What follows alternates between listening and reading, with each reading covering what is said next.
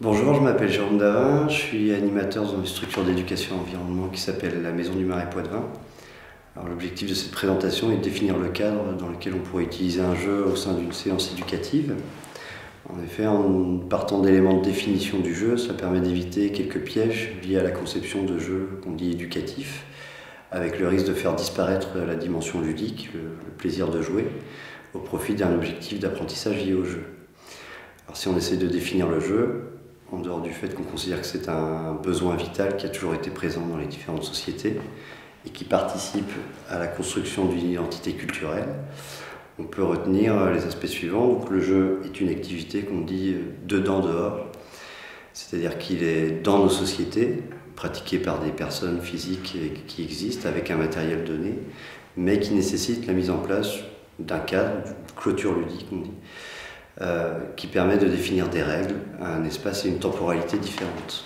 Et en fait, c'est un besoin nécessaire pour définir des rapports sociaux nouveaux où les hiérarchies ne sont plus les mêmes et les rapports sociaux du monde réel ne sont plus les mêmes également.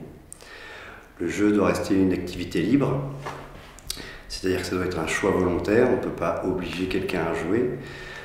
Parce que jouer, c'est accepter de troquer sa liberté d'homme contre la liberté de joueur contraint par des règles, dans le cadre du cadre défini précédemment.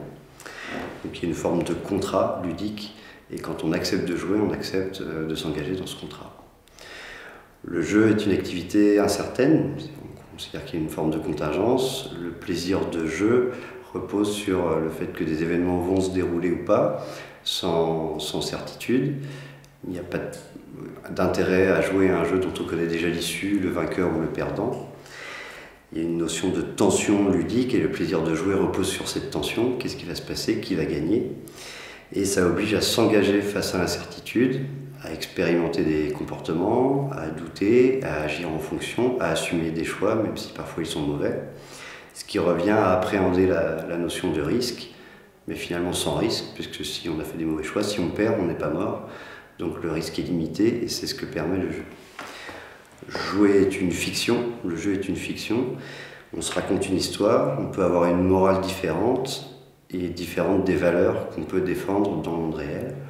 On peut jouer au méchant, on peut bluffer, on peut au contraire accompagner, coopérer, soutenir, avancer à plusieurs, mais tous les comportements sont possibles. Jouer permet d'être autrement. On dit que le contraire du jeu, ce n'est pas le sérieux, mais c'est la réalité. Donc jouer, c'est rentrer dans un monde qui n'est pas la réalité. Et ensuite, c'est les interactions entre le monde réel et ce qui s'est passé dans le jeu qui permet de travailler sur des objectifs d'apprentissage éventuellement. Enfin, jouer doit rester une activité gratuite. C'est-à-dire que jouer sert à jouer et la cause finale du jeu est le jeu lui-même. Ce qui doit revenir à être désintéressé d'un point de vue matériel et d'un point de vue d'une production intellectuelle. Et partant de ces éléments-là, on peut considérer qu'il y a une contradiction presque entre l'idée d'assigner une utilité pédagogique éducative à un jeu et la nature du jeu lui-même, dans sa dimension gratuite et improductive. C'est pourquoi la mise en place du jeu dans une séance d'éducation peut s'appuyer sur une approche expérientielle, donc à partir d'une intention pédagogique qui permet de définir des objectifs de différents niveaux. On peut mettre en place une activité qui va produire un résultat. Donc l'activité et le résultat constituent l'expérience. Alors on considère que l'expérience est éducative déjà, parce que dans le cadre du jeu, elle permet un vécu commun et partagé entre les différents joueurs, entre les personnes réunies. Elle génère des rapports sociaux nouveaux, mobilisation de savoir relationnel. Elle permet un apprentissage de l'autonomie, l'expérimentation de comportements. Et en fait, ça produit une connaissance originale en mobilisant des savoirs formels déjà acquis, mais dans le cadre de l'élaboration d'une stratégie par tâtonnement et raisonnement en fonction de la conjoncture du jeu. En gros, il n'y a pas d'expert à un jeu, mais on devient bon à un jeu à force de répéter l'expérience et en mobilisant les connaissances et les savoirs préacquis.